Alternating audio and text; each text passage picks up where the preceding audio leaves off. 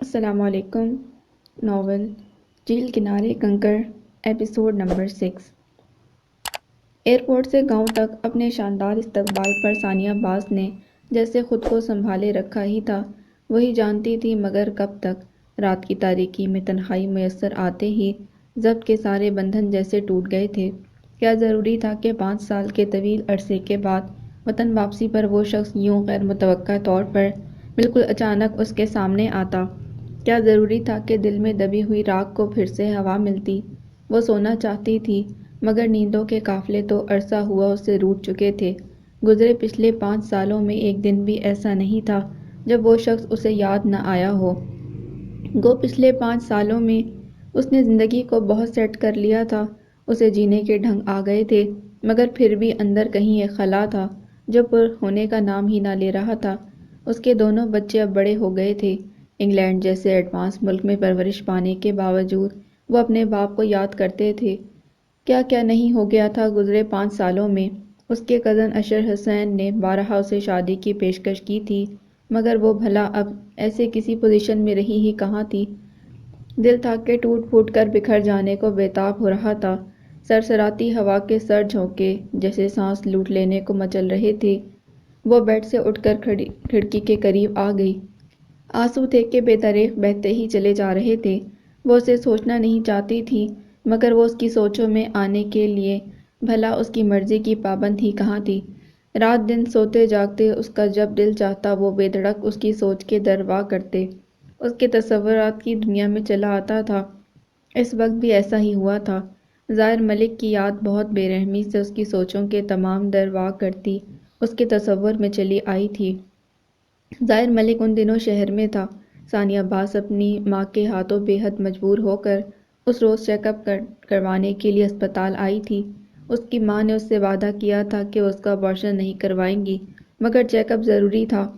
تاہم حقیقت میں وہ اس کے ابارشن کے لیے ہی وہاں آئی تھی۔ ظاہر کا دوست اتفاق سے اسی ہسپتال میں تھا۔ ان دنوں وہ اپنے دوست کے ساتھ جو روڈ ایکسیڈنٹ میں زخمی ہوا تھا وہیں رہ رہا تھا۔ اس کا وہ دوست وہاں پر اٹینڈنٹ تھا، اس کا خوب خیال رکھ رہا تھا۔ اس وقت بھی اسے چائے فراہم کرتے اسے چھیڑ بیٹھا، لے یار دیکھ کتنا خیال رکھتا ہوں تیرا، پھر بھی تو مہینوں ادھر کا رخ نہیں کرتا۔ ظاہر نے مسکرا کر چائے کا کپ پکڑا تھا۔ مہربانی، مگر کیا کروں میں، اللہ کی مخلوق کو ان اسپتالوں میں بے بسی کی موت مرتے نہیں دیکھ سکتا، اسی لیے نہیں آتا۔ چھوڑ یار، تو اس فیلڈ میں آتا تو تجھے پتہ چلتا کیسے لوگ سر میں درد کر دیتے ہیں صبح سے لے کر شام تک، اس درد کے پیسے بھی دیتے ہیں۔ پیسہ تو زندگی کے نظام کو چلانے کا سبب ہے۔ تو دیکھ ابھی ڈاکٹر ناہید کے پاس ایک عورت آئی ہے اپنی بیٹی کو لے کر، اور تجھے پتہ ہے وہ کیا چاہتی ہے؟ کیا؟ ابارشن، وہ بھی ایسی حالت میں جبکہ اس کی بیٹی کی جان کو خطرہ ہے۔ واٹ؟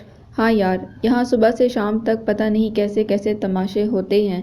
اللہ نے ماں کے قدموں تلے جنت رکھی ہے، کیونکہ وہ صرف بچہ پیدا ہی نہیں کرتی بلکہ اپنے بچوں کی بہترین تربیت بھی کرتی ہے، انہیں صحیح اور غلط کا فرق سمجھاتی ہے۔ مگر آج کل کچھ مائیں یوں اپنے مقام اور فرض سے غفلت برتے ہوئے ہیں کہ خدا کی پناہ، اسلامی معاشرے کا چہرہ ہی خراب کر کے رکھ دیا ہے انہوں نے۔ ذرا سی عیش پسند زندگی کے لیے آخرت کی رسوائی مول لے لی ہے، اور انہیں اس پر کوئی پچھتاوا بھی نہیں۔ اس کا دوست اپنے خیالات اور دکھ کا اظہار کر رہا تھا۔ ظاہر کو فوراً ثانیہ عباس کی فکر لاحق ہو گئی۔ پتہ نہیں وہ کہاں تھی اور کیسی تھی۔ ابھی وہ اسی کے بارے میں سوچ رہا تھا جب اچانک اس کی نگاہ وارڈ کے دروازے کے قریب سے گزرتی ثانیہ عباس کی ماں پر جا پڑی۔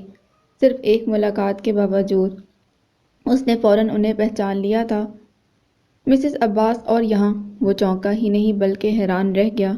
یہی تو ہیں وہ خاتون جو اپنی بیٹی کا ابارشن کروانے آئی ہیں۔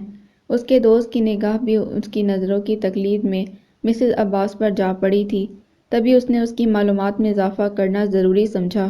ظاہر کا دماغ جیسے بھگ سے اڑ گیا۔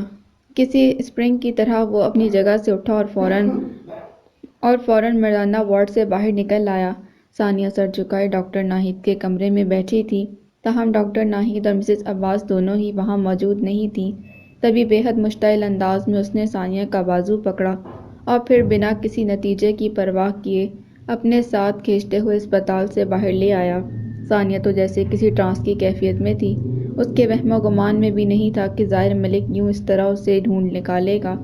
اس سے پہلے کہ وہ اسے کچھ کہتی وہ ٹیکسی روک چکا تھا۔ کیا بدتمیزی ہے یہ، چھوڑو مجھے۔ وہ اسے ٹیکسی میں دھکیل رہا تھا۔ وہ چلائی تھی مگر اس نے پرواہ نہیں کی۔ اس کا چہرہ اس لمحے غیظ و غضب سے خوب سرخ ہو رہا تھا۔ تقریباً پون گھنٹے کے بعد اس نے ٹیکسی ایک کچی سڑک پر رکوائی۔ مقرر کرایہ دے کر وہ اسے اسی طرح کھینچتے اپنے گھر لایا تھا۔ قرب و جوار کے گھروں میں مکی خواتین کے لیے یہ ایک بالکل نیا اور دلچسپ ڈرامہ تھا، مگر اسے تو جیسے کسی کی پرواہ ہی نہیں تھی۔ اس کی زوردار دستک کے جواب میں دروازہ اس کی ماں نے کھولا۔ ظاہر انہیں نرمی سے سلام کر کے ثانیہ کو گھر کے اندر گھسیٹ لایا۔ پیچھے اس کی ماں جیسے ہکا بکا دہلیز پر کھڑی رہ گئی۔ چٹاک اپنے کمرے میں لاتے ہی اس نے ایک زوردار تمانچہ اس کے گال پر رسید کیا۔ ثانیہ لڑکھڑا کر رہ گئی۔ منع کیا تھا نا تمہیں کہ اللہ رب العزت کی قائم کردہ حدود کی خلاف ورزی مت کرنا، پھر بھی یہ کبیرہ گناہ کرنا چاہتی تھی تم، کیوں؟ وہ آگ بگولا ہو رہا تھا۔ ثانیہ سہم کر رہ گئی۔ آپ کو غلط فہمی ہوئی ہے، میرے ساتھ ایسا کچھ نہیں ہو رہا تھا۔ بکواس بند کرو اپنی۔ بنا اس کی وضاحت سنے وہ دھاڑا تھا۔ تبھی اس کی ماں کمرے میں چلی آئی۔ ظاہر پتر کون ہے یہ لڑکی، اور تو کیوں غصہ ہو رہا ہے اس پر؟ یہ اسی لائق ہے اماں، پوچھیں اس سے۔ کون ہے یہ؟ وہ اس وقت شدید غصے میں تھا، تبھی کچھ بھی بتائے بغیر گھر سے نکل گیا۔ پیچھے ثانیہ کی آنکھیں لبالب آنسوؤں سے بھر آئیں۔ کون ہے تو؟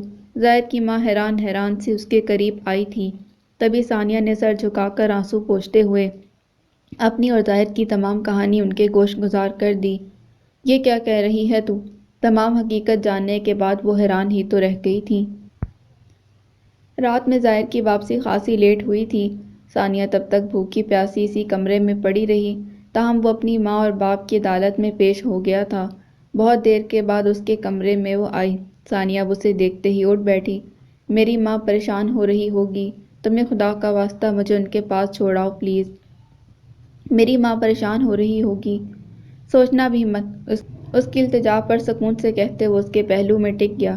فون کر دیا تھا تمہاری ماں کو میں نے، بتا دیا تھا اسے کہ اپنی امانت اپنے پاس لے آیا ہوں، لہٰذا وہ شرافت اور خاموشی سے انگلینڈ واپس چلی جائیں، مگر شاید میری بات ان کی سمجھ میں نہیں آئی، اسی لیے دھمکیاں دے رہی تھیں، کہہ رہی تھیں وہ مجھے پاتال کی 7 گہرائیوں سے بھی ڈھونڈ نکالیں گی۔ میں بھی دیکھتا ہوں کیسے وہ مجھ تک پہنچتی ہیں۔ خوبصورت ذہین آنکھوں میں عجیب سی ضد کی چمک لیے وہ اس کی طرف دیکھ رہا تھا۔ ثانیہ تڑپ کر رہ گئی تھی۔ تم ایسا نہیں کر سکتے، یہ ٹھیک نہیں ہے۔ چپ کرو تم، بہت اچھی طرح سے جان گیا ہوں میں کہ تمہارے نزدیک صحیح اور غلط کیا ہے۔ دوسروں کو ہدایت کی تلقین کرتی ہو، اللہ کی قائم کردہ حدود کا پابند کرتی ہو، خود کیا کرتی ہو؟ بولو، خود تمہیں یہ باتیں، یہ ہدایات کیوں بھول جاتی ہیں؟ بہرحال میں اس وقت تم سے بحث کے موڈ میں نہیں، میں تمہیں صرف اتنا بتانا چاہتا ہوں کہ میری ماں نے بہت مشکل سے تمہیں اپنی بہو تسلیم کیا ہے۔ بہت خوفزدہ رہتی ہیں وہ شہری لڑکیوں سے، اور یہ کچھ ایسا غلط بھی نہیں، کم از کم جو تم اور تمہاری ماں مل کر آج کر رہے تھے، اس کے بعد تو بالکل بھی نہیں۔ اسی لیے میں چاہتا ہوں کہ تم یہاں انسان کی بچی بن کر رہو تو زیادہ بہتر ہے، وگرنہ ہم دیہاتی مردوں کو بہت اچھی طرح عورتیں سدھار کر رکھنی آتی ہیں۔ قطعی بدلے ہوئے لہجے میں وہ اسے وارن کر رہا تھا۔ ثانیہ پھٹی پھٹی سی نگاہوں میں بے یقینی سموئے اسے دیکھتی رہی۔ اب سو جاؤ، رات بہت ہو گئی ہے، صبح تمہیں بتاؤں گا کہ اس گھر میں کیسے رہنا ہے تم نے۔ بنا اس کے چہرے کے تاثرات کی پرواہ کیے وہ فوراً اس کے پہلو سے اٹھ کھڑا ہوا۔ ثانیہ کی آنکھوں سے آنسو ٹپک پڑے تھے، گویا صدیوں سے خشک ندی میں اچانک پانی بہہ نکلا ہو۔ رات کے اس پہر درد، اذیت اور پریشانی کے ساتھ ساتھ بھوک کی تکلیف بھی اس پر حاوی تھی۔ اپنی حالت کے پیش نظر آج کل وہ بہت کم کچھ کھا پی رہی تھی۔ مسز عباس دن میں ہزار منت کر کے اسے کچھ نہ کچھ کھانے پر راضی کرتی، اور یہاں جب کہ پہلی بار اسے بھوک کا مفہوم سمجھ میں آیا تھا، کوئی اس کا خیال کرنے والا ہی نہیں تھا۔ آنسوؤں کا سلسلہ جو شروع ہوا تو پھر رکنے کا نام نہ لیا۔ گھٹنوں پر سر چھپا کر وہ سسکیاں بھر رہی تھی۔ جب وہ ہاتھ میں کھانے کی ٹرے لیے دوبارہ چلا آیا، یہ لو تھوڑی دیر کے لیے رونے دھونے کا پروگرام ملتوی کر کے کھانا کھا لو، اماں بتا رہی تھیں تم نے دن بھر سے کچھ نہیں کھایا۔ مجھے نہیں کھانا، لے جاؤ اپنی اور اپنی ماں کی نوازشات واپس۔ گھٹنوں سے سر اٹھا کر کہتے وہ سلگی تھی۔ ظاہر اسے دیکھ کر رہ گیا۔ اللہ کا رزق ہے، میری یا میری ماں کی نوازشات نہیں، اور تمہیں پتہ ہے نا اللہ کے رزق سے انکار نہیں کرتے۔ مجھے کچھ نہیں پتا، تم اس وقت مجھے اکیلا چھوڑ دو پلیز۔ وہ روحان سی ہوئی تھی۔ جواب میں ظاہر نے اس کے دونوں ہاتھ اپنی گرفت میں لے لیے۔ نہیں چھوڑ سکتا، اس وقت تو کیا، کسی وقت بھی نہیں، اور بس یہی خامی ہے میری، جو چیز میرے نام لگ جاتی ہے میں اسے چھوڑ ہی نہیں سکتا۔ وہ اس کی آنکھوں میں دیکھ رہا تھا۔ ثانیہ کی بائیں آنکھ سے چھلکنے والا آنسو اس کی پلکوں پر ہی اٹک گیا۔ تبھی اس نے ہاتھ بڑھا کر اس کے آنسو انگلیوں کی پوروں پر سمیٹے تھے۔ اب کھانا کھا لو پلیز، اپنے لیے نہیں تو اس معصوم بچے کے لیے ہی صحیح، جو صرف میری نہیں تمہاری بھی اولاد ہے۔ بہت رسان سے اسے سمجھاتے ہوئے اس نے خود ہی نوالا توڑ کر اس کے منہ میں ڈال دیا۔ اگلی صبح ثانیہ کی آنکھ کھلی تو وہ کمرے میں نہیں تھا۔ وہ سست سی یوں ہی بستر پر پڑی اپنی ماں کے بارے میں سوچنے لگی۔ تبھی وہ کمرے میں چلا آیا۔ السلام علیکم، صبح بخیر۔ رات کی نسبت اس کا موڈ خاصا فریش تھا۔ وہ خاموشی سے اس کی طرف دیکھتی اٹھ بیٹھی۔ سلام کا جواب تو دے دو یار، مانا کہ تم شہری لوگ گڈ مارننگ وغیرہ جیسے فضول لفظوں سے اپنے دن کا آغاز کرتے ہو، مگر ایک مسلمان ہونے کی حیثیت سے مجھ پر سلامتی بھیجنا تو تم پر بھی فرض ہے اور مجھ پر بھی۔ بہت فری انداز میں کہتے ہوئے وہ بستر پر اس کی گود میں سر ٹکائے ہوئے نیم دراز ہو گیا، جبکہ ثانیہ کے دونوں ہاتھ بھی اس نے اپنی گرفت میں لے کر سینے پر رکھ لیے تھے۔ وعلیکم السلام، بس ایک سرسری سی نگاہ اس پر ڈالتے اس نے جواب دیا۔ وہ مسکرا دیا۔ شکریہ، مجھے آپ سے کچھ بات کرنی تھی۔ کچھ پل خاموشی کی نظر کرنے کے بعد ثانیہ نے لب واک کیے تھے۔ غصے کا دھواں چھٹتے ہی اسے تہذیب بھی یاد آ گئی۔ ظاہر نے مسکراتے ہوئے اپنی گرفت میں موجود اس کے دونوں ہاتھ زور سے دبائے۔ کہو، ویسے مجھے تمہارا تم کہنا بھی برا نہیں لگتا۔ ثانیہ جزبز ہوئی تھی، تاہم وہ کہنا نہ بھولی۔ مجھے گاؤں میں رہنے کی عادت نہیں، آج تک میں نے صرف قصے کہانیوں میں دیہاتوں کے بارے میں پڑھا ہے۔ ذاتی طور پر میں نے ابھی تک گاؤں کی زندگی کا مشاہدہ نہیں کیا، اس لیے میں چاہتی ہوں آپ مجھے میرے شہر والے فلیٹ میں شفٹ کروا دیں۔ میں وعدہ کرتی ہوں آپ کے اعتبار کو ٹھیس نہیں پہنچاؤں گی۔ ممکن ہی نہیں ڈیئر، ظاہر ملک بس ایک بار ٹھوکر کھاتا ہے، اس کے بعد راستے کے پتھر خود اس کی راہ سے ہٹ کر دور ہو جاتے ہیں۔ تم تو پھر بھی میری ہمسفر ہو، اور ہمسفر بھی وہ جس کی کوکھ میں۔ خیر تمہیں گاؤں میں رہنے کی عادت نہیں، کوئی مسئلہ نہیں، رفتہ رفتہ عادت ہو جائے گی۔ میں کوشش کروں گا یہاں تمہیں کوئی مسئلہ نہ ہو، لیکن تمہیں بھی آج کے بعد پوری کوشش کرنی ہے خود کو میرا بہترین انتخاب ثابت کرنے کی۔ میرے والدین بہت زیادہ لو ہیں اور میں ان کی اکلوتی اولاد ہوں۔ بہت سے خواب وابستہ ہیں ان کے مجھ سے۔ اگر تم نے کسی بھی زوم میں ان کا دل دکھانے کی کوشش کی تو یاد رکھنا میں تمہیں معاف نہیں کروں گا۔ بنا اس کی بات کو اہمیت دیے وہ اس پر اپنے قانون اور اصول لاگو کر رہا تھا۔ ثانیہ اسے دیکھ کر رہ گئی۔ تبھی وہ پھر بولا، یہاں گاؤں کی عورتیں تمہیں دیکھنے اور تم سے ملنے کے لیے بہت بےتاب ہو رہی ہیں۔ انہیں لگتا ہے شاید میں تمہیں اغوا کر کے لایا ہوں۔ اماں اب تک بڑی مشکل سے انہیں سنبھالے ہوئے ہیں، یہ کہہ کر کہ تم آرام کر رہی ہو، مگر ابھی یہاں اس کمرے سے نکلنے کے بعد تم انہیں مطمئن کرو گی۔ اور ہاں، یہاں گاؤں میں صبح کا آغاز بہت جلدی ہو جاتا ہے۔ میں بالکل پسند نہیں کروں گا کہ تم یہاں کمرے میں پڑی سوتی رہو اور میری ماں تمہارے ہوتے ہوئے خود صبح سویرے اٹھ کر سارے کام نپٹاتی پھرے۔ ویسے بھی اس حالت میں ہمارے یہاں کی خواتین فارغ بیٹھے رہنے کو بالکل پسند نہیں کرتیں۔ میرا خیال ہے میری باتیں تمہاری سمجھ میں آ گئی ہوں گی۔ وہ اس کی سماعتوں پر ایک کے بعد ایک بم گرا رہا تھا اور ثانیہ کو لگ رہا تھا جیسے اس کا وجود سرد پڑتا جا رہا ہو۔ وہ اس طرز زندگی کی عادی نہیں تھی۔ تبھی بولی، میں معذرت چاہتی ہوں مگر حقیقت یہی ہے کہ میں یہاں آپ کے ساتھ اس طرح زندگی نہیں گزار سکتی۔ سیکھ جاؤ گی، وقت سب کچھ سکھا دیتا ہے۔ مگر کیوں؟ مجھے تم سے کسی قسم کی محبت یا عشق کا دعویٰ نہیں، اس لیے تم میرے ساتھ کسی قسم کی زبردستی نہیں کر سکتے۔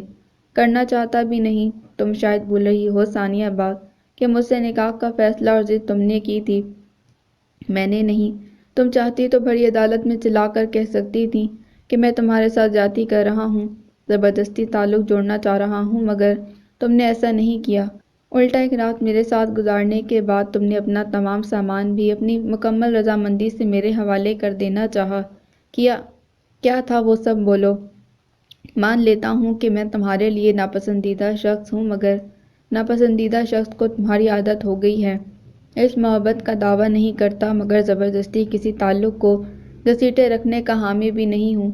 اس لیے جس روز تم میری امانت میرے حوالے کر دو گی، اسی روز تمہیں آزاد کر دوں گا۔ یہ میرا وعدہ ہے، چاہو تو اعتبار کر لینا، نہیں تو تمہاری مرضی۔ بے حد سچے کھرے لہجے میں اپنی بات مکمل کرتا وہ پھر کمرے میں نہیں ٹھہرا تھا۔ ثانیہ جیسے چکرا کر رہ گئی۔ اس کے ساتھ آسمان سے گرا کھجور میں اٹکا والی کہاوت بالکل سچ ہو گئی تھی۔ کچھ بھی تو نہیں ویسا جیسا تجھے سوچا تھا، جتنا تجھے چاہا تھا۔ سوچا تھا تیرے لب پر کچھ حرف دعا کے مہکیں گے میری خاطر۔ کچھ بھی تو نہیں ویسا جیسا تجھے سوچا تھا۔ باہر تیز بارش ہو رہی تھی۔ حورین سڑک کی طرف کھلنے والی کھڑکی میں کھڑی عجیب خاموش نگاہوں سے سڑک کے اس پار کی بوندوں کا شور سنتی رہی۔ آج کل اس کے اندر بھی تو ایسا ہی شور سر اٹھا رہا تھا۔ پچھلے 3 دنوں سے وہ قبرستان بھی نہیں جا سکی تھی۔ دل کو ایک عجیب سی بے چینی نے گھیر رکھا تھا۔ نمیر، زبیر، سمیر اور عمیر کے ساتھ دادی ماں بھی اس سے بہت خوش تھی۔ سارے گھر کا کام اپنے ذمے لے کر اس نے جیسے سب کا دل جیت لیا تھا۔ دادی ماں کی خواہش تھی کہ وہ اسے اپنے خاندان میں باقاعدہ اپنی بہو کی حیثیت سے متعارف کروائیں، مگر عزیر نے عذر تراش کر فی الحال انہیں اس ارادے سے منع کر دیا تھا۔ عمیر کچن میں چائے بنا رہا تھا۔ وہ بھی اپنے کمرے سے کمپیوٹر آف کر کے باہر نکلا۔ حورین عشاء کی نماز پڑھ کر کچن صاف کرنے کے بعد اپنے کمرے میں گئی تھی۔ دادی ماں کو اس نے شام میں ہی کھانا کھلا کر سلا دیا تھا۔ خراب موسم کے باوجود عزیر کی ابھی گھر واپسی نہ ہوئی تھی۔ حورین عمیر کی مدد کے خیال سے دوبارہ کچن میں آئی۔ ارے آپ ابھی تک جاگ رہے ہیں؟ دونوں ہاتھوں میں مگ تھام کر وہ پلٹ رہا تھا جب حورین سامنے آ گئی۔ بہت دن ہوئے نیند سے تعلق ہی نہیں رہا۔ چائے پئیں گی؟ نہیں، میں چائے بہت کم پیتی ہوں۔ چلیں پھر کچھ دیر بات تو کر سکتی ہیں۔ کیوں نہیں؟ اس بات میں سر ہلاتی وہ عمیر کے ساتھ لاؤنج میں آ بیٹھی تھی۔ تبھی وہ بولا، آپ نے گوانتانامو بے جیل براہ راست دیکھی ہے؟ 3 ماہ وہاں رکھا گیا تھا مجھے۔ کس حالت میں؟ بہت تکلیف دہ حالتیں ہوتی ہیں وہاں۔ کن کن کا ذکر کروں؟ ایک زخمی سی مسکراہٹ لبوں پر پھیلائے اس کی آنکھیں جلملائی تھیں۔ عمیر اسے دیکھ کر رہ گیا۔ پاکستانی جیلوں سے واسطہ پڑا ہے کبھی؟ نہیں، کیوں؟ میرا پڑا ہے۔ 3 سال پاکستان کی مختلف جیلوں میں رہ کر آیا ہوں، وہ بھی بغیر کسی جرم کے، اور ان 3 سالوں میں جو حقائق سامنے آئے ان کے مطابق پاکستانی جیلیں گوانتانامو بے، بگرام، پل خرچی، شبرغان اور قلعہ جنگی سے بھی زیادہ بری ہیں۔ جو کچھ ان جیلوں میں مسلمانوں کے ہاتھ مسلمانوں پر ہوتا ہے، اگر یہود و نصارہ دیکھ لیں تو اپنے سارے قیدی پاکستانی جیلوں کے سپرد کر دیں۔ تم جیل کیوں گئے تھے؟ خود سے تو نہیں گیا تھا، تقدیر لے گئی تھی، اور یہاں پاکستان میں 60% لوگوں کو جرم نہیں غربت اور تقدیر ان عقوبت خانوں میں لے جاتی ہے۔ مگر کیوں؟ کیوں یہ آپ پوچھ رہی ہیں؟ اب کے سر اٹھا کر اس کی طرف دیکھتے وہ مبہم سا مسکرایا تھا۔ جس ملک میں قانون محض دکھاوا ہو، جس ملک میں کوئی نظام نہ ہو، وہاں ایسا ہی ہوتا ہے، اور یہ بات شاید آپ مجھ سے زیادہ بہتر جانتی ہیں۔ مگر کس جرم میں جیل گئے تھے تم؟ جرم تو کوئی تھا ہی نہیں، الزام تھا مجھ پر، وہ بھی قتل کا الزام۔ واٹ؟ وہ چونکی تھی۔ عمیر نے مگ مضبوطی سے تھامتے رخ پھیر لیا۔ قتل کا الزام تھا مجھ پر، وہ بھی ایسے شخص کے قتل کا جسے میں جانتا تک نہیں۔ پھر کیا؟ کوئی ثبوت نہیں تھا میرے خلاف، پولیس بھی جانتی تھی کہ میں بے گناہ ہوں، مگر پھر بھی ایس ایچ او کی جیب میں آئے 50,000 روپیوں نے ہمیں گناہ گار ثابت کر دیا۔ ایف آئی آر ہوئی، کیس بنا، اور انصاف کے ایوانوں میں بیٹھے منصفوں نے اپنے فیصلوں میں بنا کسی بحث و جراح کے سزائے موت نافذ کر دی۔ اوہ میرے خدا! پھر؟ حورین کے چہرے پر بکھری پریشانی صاف دکھائی دے رہی تھی۔ عمیر نے مگ خالی کر کے واپس میز پر رکھ دیا۔ پھر کیا؟ 3 سال زندگی اور موت کے درمیان پھنسا، انسانی درندگی اور بربریت کا نظارہ کرتا رہا، انسانوں کے ہاتھوں انسانیت کی دھجیاں بکھرتے دیکھتا رہا۔ کیا کیا نہیں دیکھا ان گزرے ہوئے 3 سالوں میں میں نے، سوائے قیدیوں کے، ان پر ٹوٹنے والی آفات کی کہانی، اور کوئی بیان نہیں کر سکتا۔ وہ آزردہ ہوا تھا۔ حورین اسے دیکھتی رہ گئی۔ کیا تم مجھے بتاؤ گے کہ اصل کہانی کیا تھی، کس کے قتل کے الزام میں سزا سنائی گئی تھی تمہیں، اور پھر رہائی کیسے ہوئی؟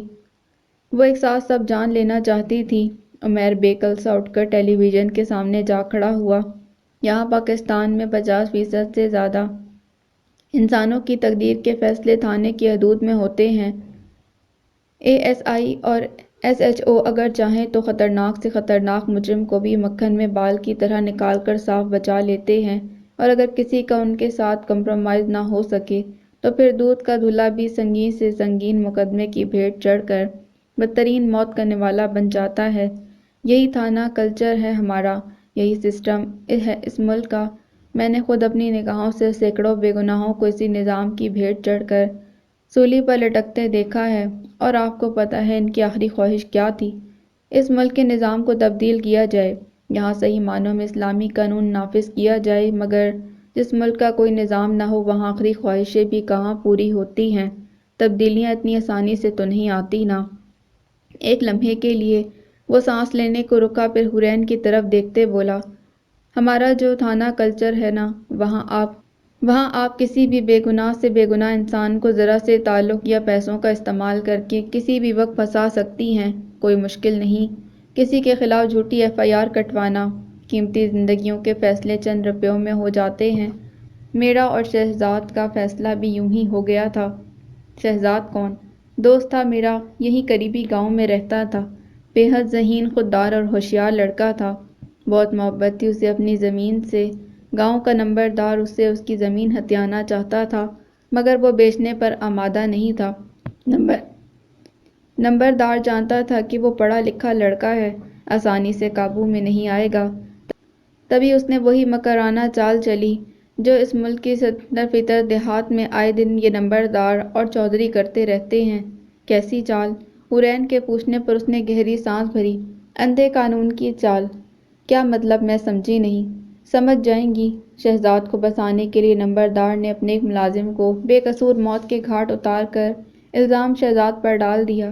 یہاں پر 80% گاؤں میں ایسا ہی ہوتا ہے، قتل وڈیرے کرتے ہیں اور ان کا الزام اپنے کمی ملازمین سے قبول کروا کر انہیں موت کے گھاٹ اتروا دیتے ہیں۔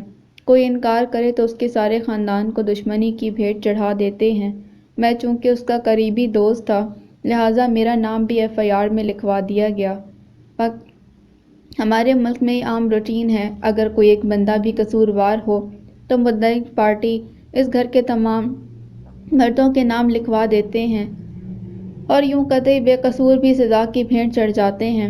عزیر بھائی نے بہت کوشش کی مجھے بچانے کی، مگر بے سود۔ میری اور شہزاد کی تعلیم، ٹیلنٹ، کیریئر سب تباہ ہو گیا۔ ایف آئی آر کٹی، کیس بنا، قرآن پاک پر ہاتھ رکھ کر کرائے کے گواہوں نے میرے اور شہزاد کے خلاف شہادت دی، اور انصاف کی کرسی پر بیٹھے جج نے بنا کسی بحث و جرا کے ہمارے حق میں سزائے موت کا فیصلہ صادر کر دیا۔ اس سے پہلے ایس ایچ او کہتا رہا کہ 50,000 دے دو تو میں بچا لوں گا، مگر مجھے غرور تھا کہ جب میرا کوئی قصور ہی نہیں تو مجھے سزا کیسے ہوگی؟ مگر وقت نے مجھے بتا دیا کہ اس ملک کے نظام میں سزا کا طوق زیادہ تر بے قصور اور بے گناہ لوگوں کے گلے میں ہی ڈالا جاتا ہے۔ اصل قصوروار اور خطرناک لوگ تو قانون کی پناہ میں رہتے ہیں۔ تاریک راہوں میں جعلی پولیس مقابلوں کی بھیٹ چڑھ کر اپنی نیند سونے والے اکثر وہ لوگ ہوتے ہیں جنہیں اپنے جرم کا بھی پتہ نہیں ہوتا۔ ہم کہتے ہیں اس ملک پر اتنی آفتیں کیوں ٹوٹتی ہیں، یہاں روز کسی نہ کسی صورت عذاب کیوں نازل ہوتے رہتے ہیں، مگر ہم یہ نہیں دیکھتے کہ روز انصاف کے ایوانوں میں لوگ اپنے ضمیر اور ایمان کا سودا کر کے کتنی بے شرمی سے اس مقدس کتاب پر جھوٹا حلف اٹھاتے ہیں، جو کتاب ساری دنیا کے لیے ہدایت اور رہنمائی کا سرچشمہ ہے۔ کیا نہیں ہوگا روز محشر ان لوگوں کے ساتھ، یہ جھوٹے مدعی، یہ جھوٹے گواہ، یہ پیسے لے کر اپنے فرض سے کوتاہی برتنے والے S H O, A S P, محرر، وکیل، جج، کہاں جائیں گے یہ لوگ اس روز جب بادشاہوں کے بادشاہ کی عدالت لگی ہوگی اور وہاں کوئی کسی کا سفارشی نہیں ہوگا؟ کیسے سر اٹھائیں گے یہ لوگ اس قہار اور جبار کے سامنے؟ کیا بے گناہ سولی چڑھنے والے معصوم قیدیوں کا خون ان کے سر نہیں ہوگا؟ اسلام تو دوسرے مذاہب کے لیے بہترین مثالی دین ہے۔ تاریخ بھری پڑی ہے ایسے بے شمار سنہری واقعات سے جس میں غیر مسلم قبائل اور لوگوں نے اسلام کے بہترین اصولوں اور انصاف سے متاثر ہو کر اسے اپنایا۔ مگر آج ہم دنیا کو کیا دکھا رہے ہیں؟ بجائے اس کے کہ ہم وہ وجوہات ختم کریں جو جرائم کو جنم دے رہی ہیں، ہم الٹا بے گناہوں کو رگڑ رہے ہیں۔ وہ مذہب جو اسلام کے بدترین دشمنوں کے لیے بھی امن اور سلامتی کا باعث بنا، اسی مذہب کے پیروکاروں کے ساتھ کیا کر رہے ہیں ہم؟ آپ کو پتہ ہے حضرت عمر رضی اللہ تعالیٰ عنہ کے دور حکومت میں غلے کا قحط پڑا تو انہوں نے چوری کے لیے ہاتھ کاٹنے کی سزا کو اس وقت تک کے لیے معاف کر دیا تھا جب تک قحط دور نہ ہو جاتا۔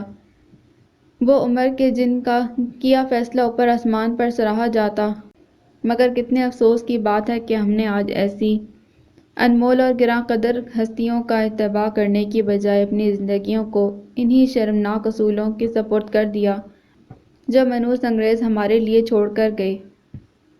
کتنے دکھ کی بات ہے کہ ایک اسلامی ملک میں اسی کے باشندے کے ساتھ قطعی غیر اسلامی سلوک روا رکھا جا رہا تھا۔ تاریخ کھول کر دیکھ لیجئے، ہمارے پیارے نبی صلی اللہ علیہ وآلہ وسلم نے یا ان کے کسی صحابی نے کبھی کسی گناہ گار کو بھی 10 15 سال بدترین قید میں رکھ کر پھانسی کی سزا نہیں دی۔ الٹا ان پاک ہستیوں نے تو گناہ گار کے لیے بھی قصاص کے ساتھ ساتھ دیت اور معافی کو پسند کیا۔ خود پیارے رسول صلی اللہ علیہ وآلہ وسلم کی کئی بہترین مثالیں ہمارے سامنے ہیں، جن میں انہوں نے اپنے پیارے چچا حضرت حمزہ رضی اللہ تعالیٰ عنہ اور محبوب بیٹی کے قاتلوں کو سزا دینے کا حق اور اختیار رکھنے کے باوجود عام معافی کا اعلان کر دیا، مگر یہاں ہماری جیلوں میں موت کی سزا پانے والے بد نصیب حقداروں کے ساتھ ساتھ کئی بے گناہ معصوم قیدیوں کے ساتھ انہی ذہنی اور جسمانی اذیت سے دوچار رکھنے کے لیے وہ طریقے آزمائے جاتے ہیں کہ شاید انہیں دیکھ کر شیطان بھی انسان سے پناہ مانگتا ہو۔ آئے روز ان عقوبت خانوں سے کتنی ہی لاشیں نکلتی ہیں جو اپنے پیچھے سینکڑوں افسوسناک سوالات چھوڑ جاتی ہیں۔ بولتے بولتے عمیر کا تنفس تیز ہو گیا۔ حورین چپ چاپ خاموشی سے اسے دیکھتی رہی۔ اندر کہیں کسی درد نے چپکے سے انگڑائی لی تھی، مگر وہ ساکت بیٹھی رہی۔ کتنی دلچسپ بات ہے نا آپی کہ محض ایک جرم کرنے والا قتل کے بدلے میں قتل تو ہوتا ہی ہے، مگر 18 20 سال عقوبت خانوں میں قید ایک ایک پل کا عذاب اپنے جسم اور روح پر ٹوٹتے علیحدہ برداشت کرتا ہے۔ کیا کیا نہیں ہوتا ان سالوں میں ان کے ساتھ۔ عمیر کے لہجے میں ٹھہراؤ اور آنکھوں میں گزرے دنوں کی دھول صاف اڑتی دکھائی دے رہی تھی۔ حورین گہری سانس بھر کر رہ گئی۔ صحیح کہتے ہیں، یہاں کسی بھی شعبے کا نظام درست نہیں ہے۔ ایڑیاں رگڑ رگڑ کر مر جائیں گے تب بھی ہم نہ اس سسٹم کو ٹھیک کر سکتے ہیں، نہ اس جال کو توڑ سکتے ہیں جو ہم پر یہود و نصارہ نے ڈال رکھا ہے۔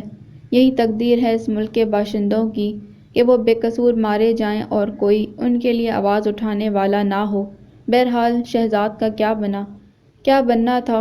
حورین کے سوال کے جواب میں عمیر کے لبوں پر تلخ مسکراہٹ بکھر گئی۔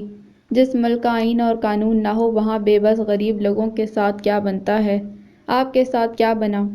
سرہمدانی اور جیسے سینکڑوں قوم کا درد دل میں رکھنے والے معصوموں کے ساتھ اب تک کیا بنتا آیا ہے؟ چھوڑیں آپ اس خطۂ ارض میں جس کی لاٹھی اس کی بھینس والا قانون چلتا ہے۔ آنکھوں کے گوشوں میں ایک دم سے جھلک آنے والی نمی کو چھپانے کے لیے اس نے فوراً رخ پھیر لیا۔ آپ کو نیند آ رہی ہوگی، سو جائیں جا کر۔ نہیں، مجھے نیند نہیں آ رہی۔ پھر ابھی عزیر بھی گھر واپس نہیں آئے؟ وہ لیٹ ہی آتے ہیں، آپ کو ان کی فکر میں جاگنے کی ضرورت نہیں۔ میں ان کی فکر میں نہیں جاگ رہی، فوراً سے بیشتر اس نے وضاحت دی تھی۔ عمیر مسکرا دیا۔ جیل سے آنے کے بعد میں چائے کا بہت عادی ہو گیا ہوں۔ خیر آپ نے پاکستانی قانون میں دفعہ 780 کا تو نام سنا ہے؟ نہیں، کیوں؟ جاننا چاہیے تھا۔ یہ قانون نواز حکومت میں پاس ہوا تھا۔ انسداد دہشت گردی کے ضمن میں بظاہر یہ قانون دہشت گردوں کے لیے بنا ہے، مگر پولیس والوں کے پیٹ کی مہربانی کی وجہ سے اکثر دوسرے لوگ بھی اس بدترین قانون کی بھیٹ چڑھ جاتے ہیں۔ اس قانون کے روز سے اگر مقتول کے ورثاء قاتل کو معاف کر دیں تو بھی اسے سزا سے رہائی نہیں ملتی۔ واٹ؟ جی ہاں، ہمارا المیہ یہ ہے کہ ہم یہاں کسی بھی قانون کو غلط استعمال کرنے اور اس کا ناجائز فائدہ اٹھانے سے نہیں چوکتے، بس اس پر اختیار ہونا چاہیے۔ 3 سالہ جیل کے دوران میں نے بہت سے لوگوں کو اندھے قانون کی بھیٹ چڑھتے دیکھا ہے۔ ہمیں خبر بھی نہیں ہوتی اور کہیں میلوں دور ہمارے نام کی FIR بھی کٹ چکی ہوتی ہے۔ شہزاد کے ساتھ بھی یہی معاملہ ہوا تھا۔ نمبردار نے پولیس کو تگڑی رقم دے کر اس پر 780 کے دفعہ نافذ کروا دی تھی۔ بہت کوشش کی شہزاد کے گھر والوں نے انصاف کے لیے۔ نمبردار کو راضی کرنے کے لیے اپنی زمین بھی اس کے حوالے کر دی۔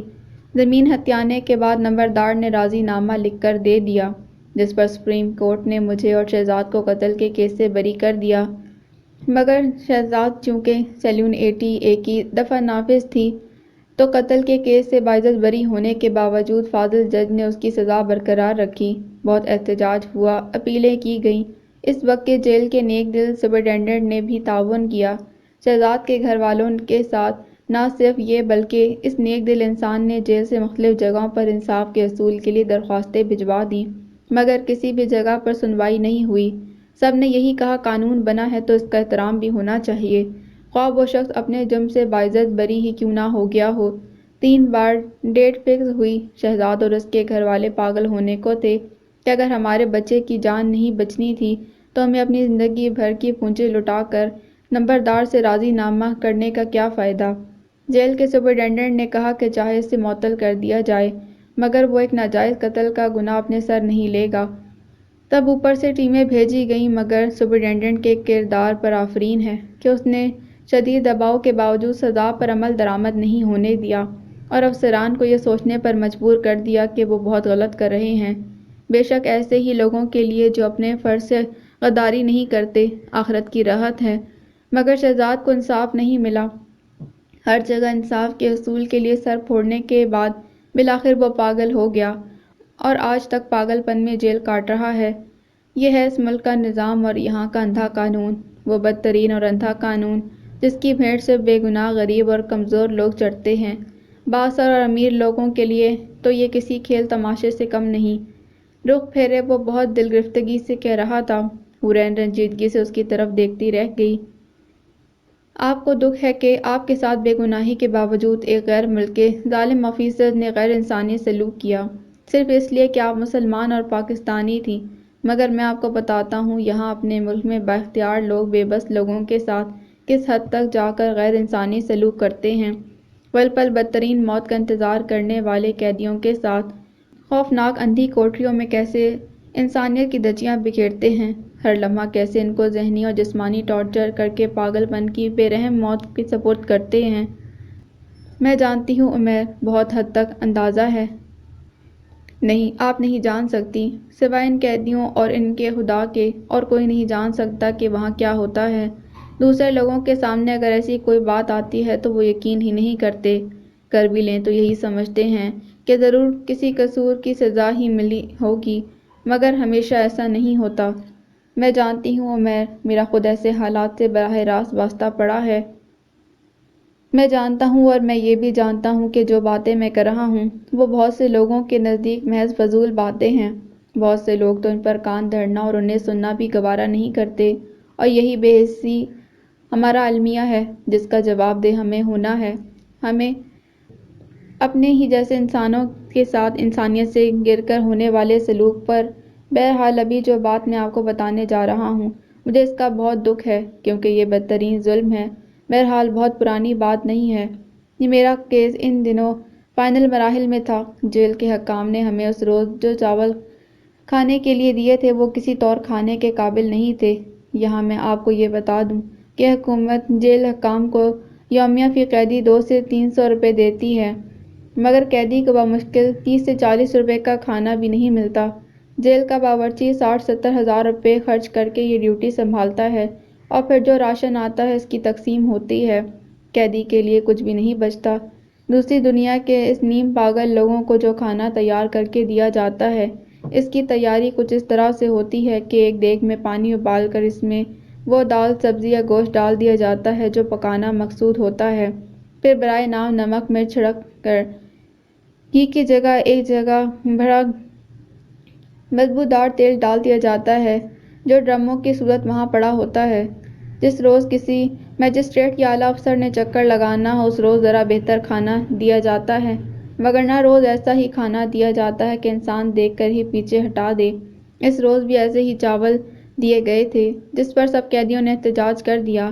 जेल के सुपरिटेंडेंट ने कैदियों से कहा कि ठीक है, आप लोग अपने अपने सेल में वापस चले जाएं। मैं आटा मंगवा कर आप लोगों के लिए रोटी का इंतज़ाम कर देता हूँ। हमें पता था कि ये लोग हमारे साथ हमेशा धोखा करते हैं, इसीलिए हमने कहा कि हमारे साथ कोई धोखा नहीं किया जाए। जैसे ही मुंतशिर होकर सेल्स में बंद हुए, उन लोगों ने वही चावल नाली में फेंक कर एक एक कैदी को बाहर निकाला और फिर मार मार कर इनके बाजू और टांगें तोड़ते उन्हें नाली में पड़े चावल उठाकर खाने पर मजबूर किया। अगले दिन एहतजाज पर हमारे 4 साथियों को गोली मारकर उन पर यह इल्ज़ाम आयद कर दिया कि इन लोगों ने जेल से भागने की कोशिश की थी, इसलिए उन्हें गोलियां मार दी गईं। गहरी सांस हमवार करते उसने सर झटका था जब हुरैन ने पूछा, लोग बीमार नहीं हुए वो चावल खाकर? आपको क्या लगता है नहीं हुए होंगे, मगर जेल की 4 दीवारी के अंदर बीमारी भी किसी अजाब से कम नहीं। हुकूमत जो बेहतरीन अद्वियात कैदियों के लिए भिजवाती है, वो फ़रोख्त करके पैसे बटोर लिए जाते हैं और कैदियों को एड़ियाँ रगड़ने पर हर मर्ज के लिए एक ही किस्म की सस्ती सी काली पीली गोलियां लाकर पकड़ा दी जाती हैं। सिवाय मौत के कैदियों को हालत मर्ग में भी बेड नसीब नहीं होता, ना ही नज़र से पहले बाहर के अस्पताल का मुंह दिखाते हैं। इसीलिए इन बैरकों में वो कैदी बीमारी से भी पनाह मांगते हैं। आपने शायद सुन रखा होगा कि बहुत सी जेलें ऐसी हैं जहां कैदी अपने घर वालों को पैगाम में लिखते हैं कि उनके लिए मौत की दुआएं मांगें। वो जेलें जहां ढलती हर शाम नहायत वहशतनाक होती है। सूरज गरूब होते ही जहां दिलों को नोच लेने वाली खामोशी अपने पंजे गाड़ कर बैठ जाती है, वो जेलें जो मकबरों से भी ज़्यादा वीरान और कब्रिस्तान से भी ज़्यादा खौफनाक होती हैं। मैं जानती हूँ, मैंने सुन रखा है कि ऐसी जेलों में मुसलमान कैदियों को पेट्रोल पिला दिया जाता है ताकि इनके अज़ा को मफलूज किया जाए। वो कैदी जो वहाँ से रिहा होकर आते हैं, वो या तो मुकम्मल तौर पर पागल हो जाते हैं या फिर उनके लबों पर एक जामिद खामोशी हमेशा के लिए डेरा डाल लेती है। ज़िंदगी भर वो महज खलाओं में तकते रहते हैं और अपने ज़िंदा होने पर रोते रहते हैं। मौत तो अटल हकीकत है जिससे कोई भी बच नहीं सकता, मगर फिर भी दुनिया के हर दुख से बड़ा दुख मौत का होता है, बरज़ख में जलते लोगों के लिए नहीं होता। उमैर ने कहा और इसी पल उज़ैर हमदानी लाउंज में कदम धरे थे। अस्सलामु अलैकुम। वालेकुम अस्सलाम। उज़ैर के सलाम के जवाब में हुरैन और उमैर ने मुश्तरका सलामती भेजी थी। वो सर को हल्की सी जुम्बिश देता अपने कमरे की तरफ बढ़ गया। ओके आपी, मेरा ख्याल है टाइम काफ़ी हो गया, नींद आ रही है, आप भी सो जाइए। उज़ैर के कमरे की तरफ बढ़ते ही उमैर भी उठ खड़ा हुआ। हुरैन इस बात में सर हिलाकर रह गई। थोड़ी देर के बाद खाना गर्म करके वो उज़ैर के कमरे में ले आई। वो अभी लिबास तब्दील करके बैठा था। अस्सलामु अलैकुम, ये खाना क्या पकाया है? उचटती से एक नज़र उसके सरापे पर डालने के बाद उसने खाने की ट्रे को देखा। हुरैन कन्फ्यूज सी खड़ी थी। करेले गोश्त? मैं करेले नहीं खाता। क्यों? बस समीर करेले अच्छे नहीं बनाता। मगर आज समीर ने नहीं बनाया खाना, मैंने बनाया है। आप ज़रा सा खा कर देख लें, अच्छा ना लगे तो कुछ और बना दूंगी। शुक्रिया, मगर मैं नहीं समझता ये आपकी ज़िम्मेदारी है। मैं जानती हूँ, मगर समीर इतनी देर जाग कर आपका इंतज़ार नहीं कर सकता था। उसे ज़रूरत भी नहीं है मेरा इंतज़ार करने की। लेट घर वापसी पर सब अपना अपना खाना खुद ही निकाल कर खाते हैं। उसके हाथ से खाने की ट्रे लेकर अपने सामने रखते वो मुबहिम सा मुस्कुराया। हुरैन सर झुकाए खड़ी रही। बैठ जाएं प्लीज़। नहीं, आप खाना खा लें, तब तक मैं चाय ले आती हूँ। अभी चाय की ज़रूरत नहीं, प्लीज़ आप बैठ जाएं। मैं कुछ जानना चाहता हूँ आपके बारे में। अगले ही पल खाने की तरफ तवज्जो मबजूल करते हुए उसने सरसरी सी नज़र हुरैन पर डाली। वो हल्की सी घबराहट का शिकार करीबी सोफे पर दबक बैठी थी। जी, उमैर ने दादी माँ को बताया है कि हमारा निकाह हो चुका है, इसलिए दादों ने बिना सोचे समझे सारा घर आपके सपुर्द कर दिया। वो जितनी सख्त हैं इतनी ही प्यार करने वाली खातून भी हैं। मेरे हवाले से आपको इस घर में कोई मसला नहीं हो सकता, मगर ये हवाला हमें बहुत सी मुश्किलात से दो चार कर सकता है। नवाला तोड़ते वो बराह रास्त उसकी आंखों में देख रहा था। वो मज़ीद घबराहट का शिकार हो गई। कैसी मुश्किलात? हैं कुछ मुश्किलात। आज सुबह जब मैं दादों के कमरे में गया तो पता है वो मुझसे क्या पूछ रही थी कि आप उन्हें खुशखबरी कब सुनाएंगी। कह रही थी कि आपको साथ लेकर डॉक्टर से चेकअप करवा लाऊं। बहुत एक्साइटेड हैं वो घर में कोई ना कोई तकरीब करने के लिए। उज़ैर के अल्फाज ने اس کا چہرہ لمحوں میں سرخ کر دیا، مارے حیا کہ وہ اس کے سامنے نظر اٹھانے کے قابل ہی نہ رہی۔ بڑی مشکل سے ٹالنے میں کامیاب ہوا ہوں، مگر میں جانتا ہوں ہم شاید زیادہ دن تک اس فرضی رشتے کا بھرم نہیں رکھ پائیں گے، اس لیے بہتر ہے آپ مجھے اپنے گھر والوں کے بارے میں بتائیں تاکہ میں آپ کا مسئلہ حل کر سکوں۔ آخر کار آپ ساری عمر کے لیے تو فرضی تعلق کا سہارا لے کر اس گھر میں نہیں رہ سکتی نا۔ اس کی حیا اور خاموشی کو یکسر نظر انداز کیے وہ اپنی بات مکمل کر رہا تھا۔ اورین کی آنکھیں چند لمحوں میں پھر سے آنسوؤں سے بھر آئیں۔ میں جب گھر سے نکلی تھی تو اذان ہو رہی تھی۔ اس وقت صرف اللہ ہی میرا واحد رشتہ تھا، اسی سے عزت کی حفاظت اور پناہ کی دعا مانگی تھی میں نے، اس نے میری دعا کو رد نہیں کیا۔ گھر سے کیوں نکلی تھی؟ وہ باقاعدہ انویسٹیگیشن کر رہا تھا۔ اورین کا سر جھکا ہوا تھا۔ پاپا کی ڈیتھ کے بعد اس گھر میں میرے لیے سوائے گھٹن کے اور کچھ بھی نہیں رہا۔ ایسے میں پاپا کی تمام پراپرٹی کے مالکانہ حقوق میرے نام ہونے پر میری سوتیلی ماں کے لیے میرے وجود کو برداشت کرنا اور بھی مشکل ہو گیا۔ اس روز اگر میں گھر سے نہ بھاگتی تو وہ یقیناً اپنے بھائی اور بھانجے کے ہاتھوں میری عزت پامال کروا دیتی۔ واٹ؟ ہاں، پاپا کے آفس پر ان کے بھائی قابض ہیں اور گھر پر بھی وہ اور ان کی فیملی۔ ہر صورت مجھے اس گھر سے بے دخل کرنا چاہتی تھیں اور انہوں نے کر دیا۔ یہ تو بہت غلط ہے۔ کیا آپ کی فیملی میں کوئی اور سپورٹر نہیں ہے آپ کا؟ نہیں، کوئی بھی نہیں، صرف وکیل انکل تھے جب تک وہ زندہ تھے میں عافیت میں تھی، ان کی رحلت کے بعد ہی یہ سب ہوا ہے۔ آپ فکر نہ کریں، میں اس معاملے کی مکمل تحقیق کروا کر یہ مسئلہ حل کرواؤں گا انشاءاللہ۔ شکریہ۔ آنسو پوچھتے وہ اٹھ کھڑی ہوئی تھی۔ اگلے روز عصر کے بعد دل کے ازحد بے قرار ہونے پر بہت دنوں کے بعد وہ قبرستان چلی آئی تھی۔ دادی ماں سے اس نے بازار سے سودا صرف لانے کا کہا۔ شرِ خاموشہ کی خاموش دنیا کا وہی معمول تھا، وہ لوگ جن کے ہونے سے زندگی کا گمان ہوتا ہے، جبکہ وکل مار کر اپنی نیند سو جائیں تو دل قبرستان بن جاتے ہیں، اور پھر انہی قبرستانوں میں گزرتے ہوئے وقت کی غمناک یادیں بدروحوں کی طرح بھٹکتی پھرتی ہیں۔ اس کے اندر بھی سناٹوں کا راج تھا۔ قبرستان کے بڑے سے پھاٹک کے اس پار قدم پڑتے ہی وہ جیسے کانچ کے برتن کی طرح ٹوٹ پھوٹ کر بکھر گئی تھی۔ رات سبک رو برفیلی ہواؤں کے ساتھ اپنا پچھلا سفر مکمل کر رہی تھی جب وہ بے کل سی کمرے سے نکل کر باہر لان سے ملحقہ سیڑھیوں پر آ بیٹھی۔ آدھی آستینوں سے باریک سوٹ میں ایک لمحے کے لیے وہ کپا کر رہ گئی، مگر اگلے ہی پل بے حسی کا مظاہرہ کرتی ٹھنڈی سیڑھیوں پر ٹک گئی۔ کل رات سے وہ مسلسل رو رہی تھی۔ کتنی بے دردی سے اس کے ہمسفر نے اس کی روح کے ٹانکے ادھیڑے تھے۔ اسے لگا جیسے اس کا سر درد سے پھٹ جائے گا۔ اپنے باپ سے پوچھنا جا کر اپنی اوقات، جنہوں نے راتوں رات زبردستی تمہیں میرے گلے کا ڈھول بنا دیا۔ پتہ نہیں کیا کیا گل کھلائے ہوں گے کہ انہیں یوں میرے پاپا کے پاؤں پڑنے پڑے۔ تمہیں تو کوئی نہ کوئی لڑکا چاہیے دل بہلانے کے لیے، خواہ وہ شوہر کے روپ میں ہو یا اس کے بھائی کے۔ کتنا کٹیلا لہجہ تھا میکال کا، ایک ایک لفظ کوڑے کی طرح لگا تھا جسم پر۔ لوگ کہتے ہیں تیر تلوار ہی جسم کو چیرتے ہیں، مگر جو چوٹ لفظوں سے پہنچتی ہے اس کا تدارک کوئی مرہم نہیں کر سکتا۔ گرم گرم آنسوؤں کے بہنے کا سلسلہ جاری ہی تھا۔ اس وقت اسے کسی اپنے کی کمی شدت سے محسوس ہو رہی تھی، کوئی ایسا اپنا جس سے وہ اپنا ہر درد شیئر کر کے پرسکون ہو سکتی۔ اگلے 25 منٹ مزید برفیلی ہواؤں کا سامنا کرنے کے بعد وہ بے دلی سے اٹھ کر اپنے کمرے میں چلی آئی۔ بیڈ کے قریب سائڈ ٹیبل پر اپنا سر اٹھاتے ہوئے اس کی آنکھیں پھر بھر آئی تھیں۔ آج کتنے دنوں کے بعد اس کی انگلیاں ہادیہ اصفر کا نمبر ملا رہی تھیں۔ ہیلو! اسے گمان نہیں تھا، مگر حیرت انگیز طور پر رات کے اس پہر بھی اس کی کال فوری طور پر پک کر لی گئی، یوں جیسے اس کے ساتھ وہ بھی جاگ رہی ہو۔ ہانیہ خاموش رہی، یوں جیسے وہ سمجھ ہی نہ پا رہی ہو کہ اسے بولنا چاہیے یا نہیں۔ ہانیہ میری جان، بات کرو پلیز۔ میں جانتی ہوں کہ میں نے تمہارے اعتبار کو ٹھیس پہنچا کر تمہارا دل توڑا ہے، مگر خدا شاہد ہے ہانی، میرا مقصد صرف تمہاری بہترین زندگی تھا۔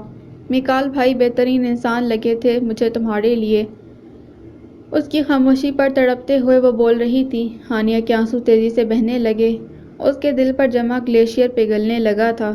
تبھی اپنی سسکیوں کو دباتی وہ کمرے سے نکل کر کمرے سے ملحقہ ٹیرس کی طرف چلی آئی۔ سرد ہواؤں کی سنگت نے ایک مرتبہ پھر اس کے چہرے پر نرم سا تاثر چھوڑا تھا۔ دوسری طرف موجود ہادیہ اس کی سسکی کی آواز پر جیسے تڑپ اٹھی۔ ہانی، ہانی، تم ٹھیک تو ہو؟ کیا ہوا ہے؟ پلیز مجھے بتاؤ۔ اس کی بے قراری اس کے لہجے سے صاف محسوس کی جا سکتی تھی، مگر ہانیہ خاموشی سے روتی رہی۔ آنسوں کی زبان کے علاوہ اس وقت اسے اور کوئی زبان اپنے درد کے اظہار کے لیے مناسب نہ لگی تھی۔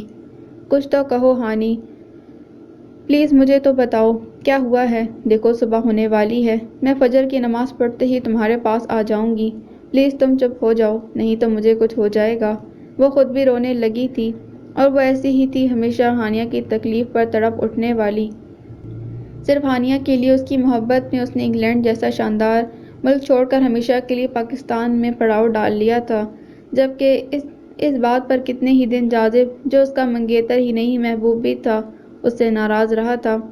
ہانیہ کی سمجھ میں نہ آیا کہ وہ اسے کیا کہے، تبھی اس نے خاموشی سے کال ڈسکنیکٹ کر دی، اور روتے وہ پلٹی تھی جب غیر متوقع طور پر میکال حسن کے ساتھ اس کی ٹکر ہو گئی۔ اس کے وہم اور خیال میں بھی نہیں تھا کہ رات کے اس پہر اپنے بیڈ روم سے نکل کر وہ یوں اس کے کمرے کی طرف بھی آ سکتا ہے۔ تبھی اس نے بھیگی پلکوں کے ساتھ حیرانی سے سر اٹھا کر اس کی طرف دیکھا، وہ بھی اس کی طرف دیکھ رہا تھا۔ چند ساتیں دیکھنے کے بعد اس نے ہاتھ بڑھا کر اس کے آنسو اپنی انگلی کے پڑوں پر چن لیے۔ آئی ایم سوری ہانیہ، شاید مجھے وہ سب نہیں کہنا چاہیے تھا جو میں نے کہا۔ وہ شخص اسے معذرت کا اظہار کر رہا تھا، جس کی بے بنیاد نفرت ہانیہ کی سمجھ سے باہر تھی، مگر اس شخص کے لفظوں نے جو کیچڑ اس کی ذات پر اچھالا تھا، وہ چاہتے ہوئے بھی اسے کبھی بھول نہیں سکتی تھی۔ تبھی ایک سرد نگاہ اس کے چہرے پر ڈالنے کے بعد وہ تیزی سے اپنے کمرے کی طرف بڑھی اور کمرہ لاک کر کے بیٹھ گئی۔ اگلے چند گھنٹوں میں ہادیہ اس کے پاس تھی۔ ہانیہ اسے دیکھتے ہی اس سے لپٹ کر رو پڑی۔ آنٹی اگر اجازت دیں تو میں کچھ روز کے لیے ہانیہ کو اپنے ساتھ لے جانا چاہتی ہوں۔ اصل میں انکل کی طبیعت ٹھیک نہیں، وہ یاد کر رہے ہیں۔ اسے چپ کروانے کے بعد وہ ڈائننگ ٹیبل پر موجود مسز حسن کو مخاطب کرتے ہوئے بولی۔ میکال اور حسن صاحب آفس کے لیے نکل چکے تھے، جبکہ نہال پچھلے چند روز سے شہر سے باہر تھا۔ تبھی اس کی استدعا پر انہوں نے فوراً سر جھکائے بیٹھی ہانیہ کی طرف دیکھا۔ ہانیہ بیٹے، کیا آپ بہن کے ساتھ جانا چاہتی ہو؟ جی۔ اس کے جی نے ہادیہ کے ساتھ ساتھ مسز حسن کو بھی حیران کیا تھا، شاید تبھی انہوں نے فوراً اجازت دے دی۔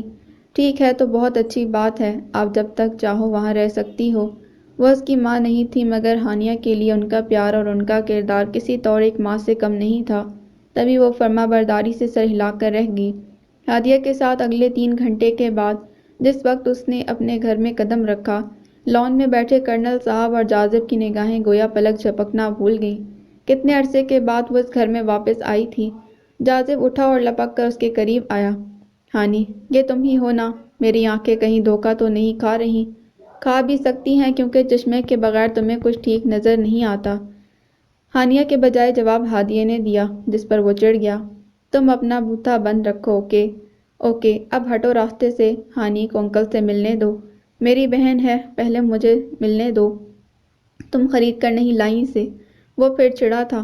ہانیہ کے لبوں پر مفہوم سی مسکراہٹ بکھر گئی، تبھی جاذب نے اسے کھینچ کر خود سے لگایا۔ میں تم سے سخت خفا ہوں ہانی، مگر پھر بھی معاف کرتا ہوں۔ کیا کروں، اکلوتی بہن جو ہو میری۔ وہ آج بھی ویسا ہی تھا، 2.5-3 سال پہلے والا۔ ہانیہ کی آنکھوں میں نمی پھر سے امٹ آئی۔ جاذب اسے خود سے لگانے کے بعد اب اس کی آنکھیں اور سر چوم رہا تھا۔ اس کا دل جیسے کٹ کر رہ گیا۔ کتنے انمول رشتے تھے یہ، جنہیں چھوڑ کر وہ ایک ایسے شخص کی زندگی میں چلی گئی تھی جسے اس کی ضرورت ہی نہیں تھی۔ جاذب اسے اپنی مضبوط باہوں کے سار میں سمیٹے کرنل صاحب کی طرف لایا۔ جواب میں وہ بھی اسے خود سے لپٹا کر رو پڑے۔ اس کے آ جانے سے پورے گھر میں جیسے خوشی کی لہر دوڑ گئی۔ کوئی بھی 1 منٹ کے لیے بھی تنہا چھوڑنے کو تیار نہیں تھا۔ شام میں بمشکل اسے ہادیہ کے ساتھ تنہا ہونے کا موقع ملا، تو اس کے استفسار پر اس نے شادی سے پہلے دن سے لے کر اب تک کے تمام حالات اس کے گوش گزار کر دیے۔ ہانی، اتنا کچھ ہو گیا اور تم نے ہمیں بتایا تک نہیں۔ ہادیہ کا چہرہ اس لمحے دیکھنے لائق تھا۔ ہانیہ نے سر جھکا لیا۔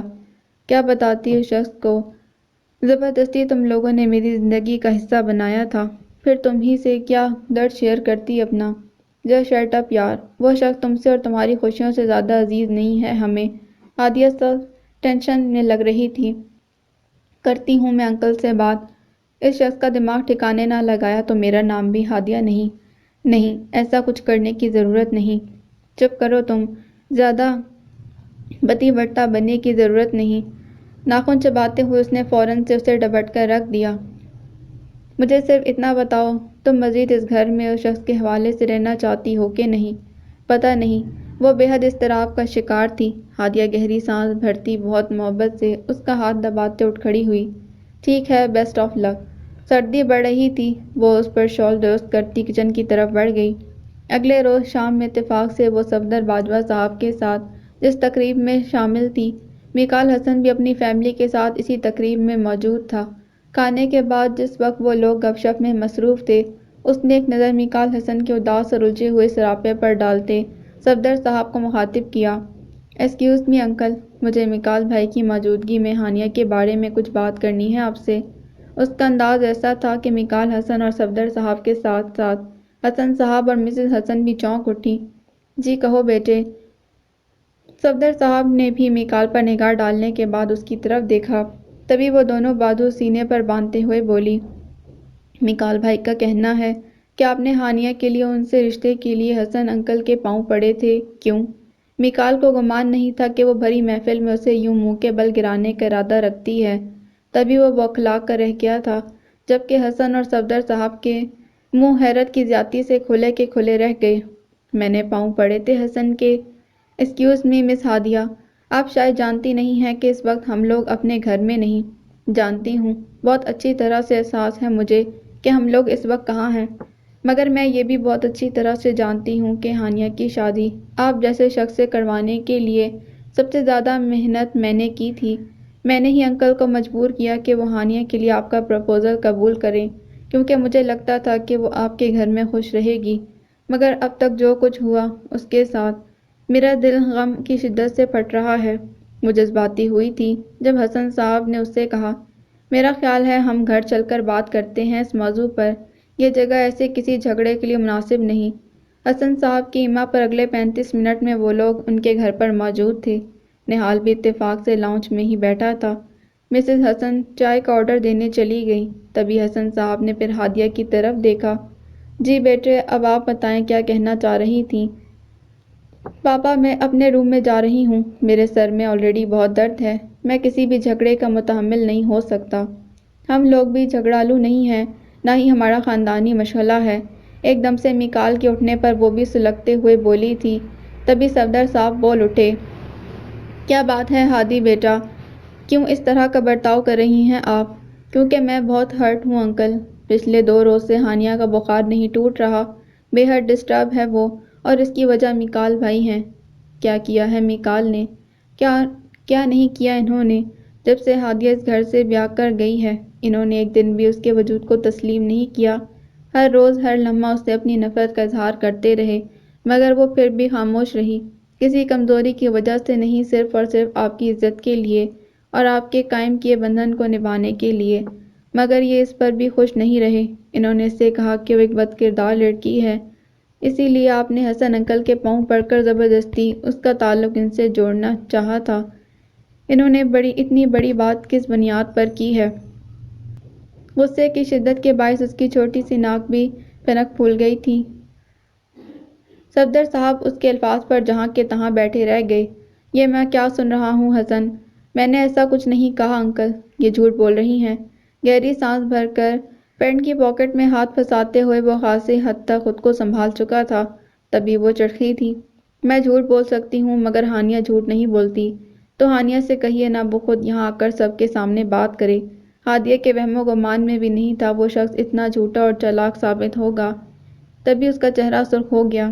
ہانیہ کو یہاں آ کر آپ کی شکایت کرنے کی ضرورت نہیں، جو حال فقط چند ماہ میں آپ نے اس کا کر دیا ہے کافی ہے۔ میرا خیال ہے آگے وہ ایک قدم بھی آپ کے ساتھ چلنا پسند نہیں کرے گی۔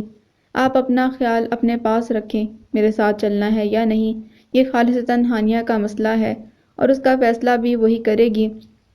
میں صرف اتنا کہوں گا کہ میرے دل میں انکل کے لیے بہت عزت ہے، میں ہانیہ کے معاملے میں ان کے لیے کسی بھی غیر ضروری بات کے سخت خلاف ہوں۔